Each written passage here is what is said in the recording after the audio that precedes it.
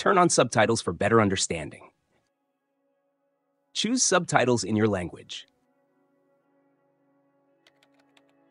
Now you will listen to a simple story in French.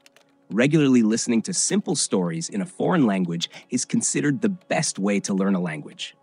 In our story, we use simple words at A2 and B1 level. Listen to our stories several times and you will start to understand French. Let's go.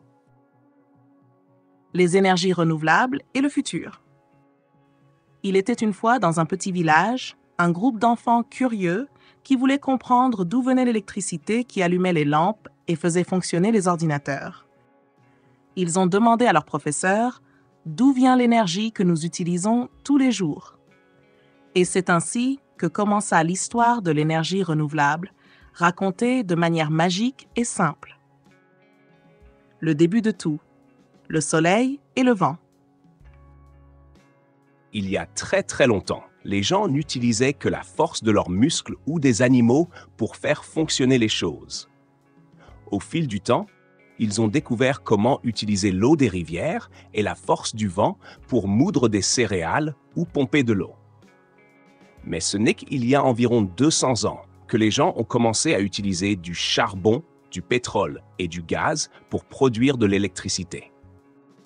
Ces sources d'énergie, appelées fossiles, ont donné beaucoup de pouvoir aux gens, mais elles ont aussi commencé à polluer notre air et notre eau. Les enfants, en entendant cette partie de l'histoire, se sont inquiétés. Mais si cela pollue notre monde, n'y a-t-il pas une meilleure façon d'obtenir de l'énergie? Ont-ils demandé. La découverte du soleil. Oui, il y en a. L'une des façons les plus incroyables d'obtenir de l'énergie est par le biais du soleil. Le soleil est comme une grande boule de feu dans le ciel qui nous donne lumière et chaleur. Mais il peut aussi nous fournir de l'électricité. Il y a longtemps, les scientifiques ont commencé à se demander « Et si nous pouvions capter la lumière du soleil et la transformer en électricité ?» Et c'est ainsi qu'ils ont créé les premières plaques solaires.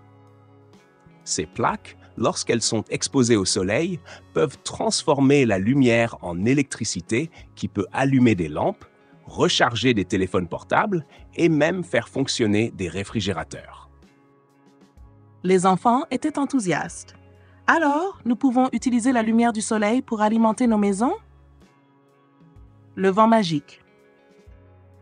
Mais le soleil n'est pas la seule source d'énergie.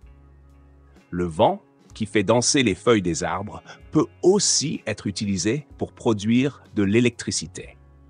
Il y a longtemps, les gens utilisaient des moulins à vent pour moudre des céréales ou pomper de l'eau.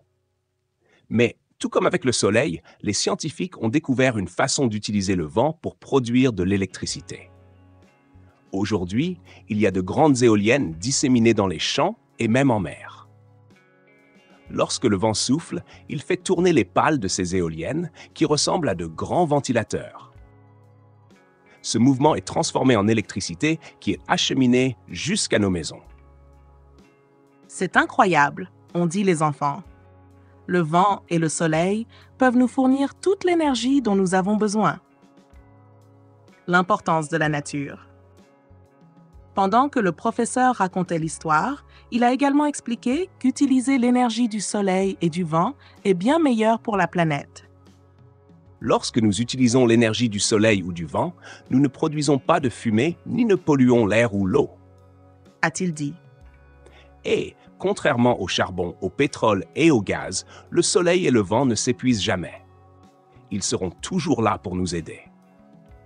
Les enfants ont commencé à comprendre que la nature a de nombreuses façons de nous aider si nous savons utiliser ces ressources de manière intelligente. Le futur de l'énergie renouvelable. Alors, le professeur a demandé aux enfants « Que pensez-vous que l'avenir nous réserve ?»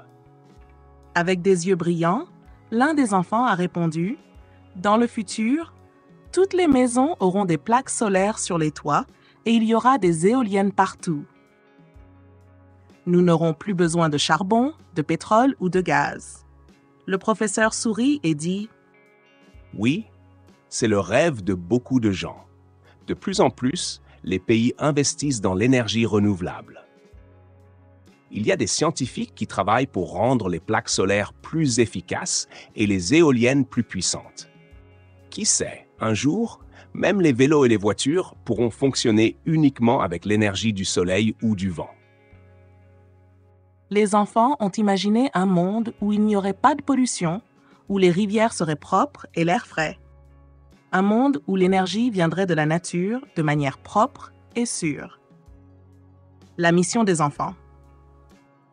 Avant de terminer le cours, le professeur a lancé un défi. Maintenant que vous en savez plus sur l'énergie renouvelable, pourquoi ne pas aider à diffuser cette idée? Parlez à vos amis et à vos familles de l'importance d'utiliser l'énergie du soleil et du vent. Rejoignez les gens qui veulent protéger la planète et créer un avenir meilleur. Et ainsi, les enfants sont sortis de la salle de classe pleins d'enthousiasme, prêts à raconter au monde la magie de l'énergie renouvelable. Réflexion finale.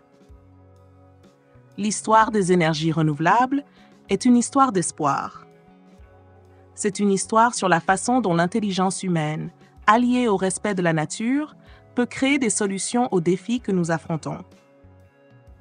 Avec le soleil, le vent et d'autres formes d'énergie renouvelable, nous avons l'opportunité de construire un futur où tout le monde peut vivre en harmonie avec notre belle planète. L'avenir de l'énergie renouvelable est entre les mains des enfants qui vont grandir avec cette nouvelle façon de penser et d'agir. Si nous travaillons tous ensemble, nous pouvons faire en sorte que le monde soit un endroit meilleur, plus propre et plus juste pour tous. Et c'est là la véritable magie de l'énergie renouvelable. Please support the channel by liking, subscribing, and hitting the notification bell. Thank you. C'est très bien. Rendez-vous dans les prochaines vidéos.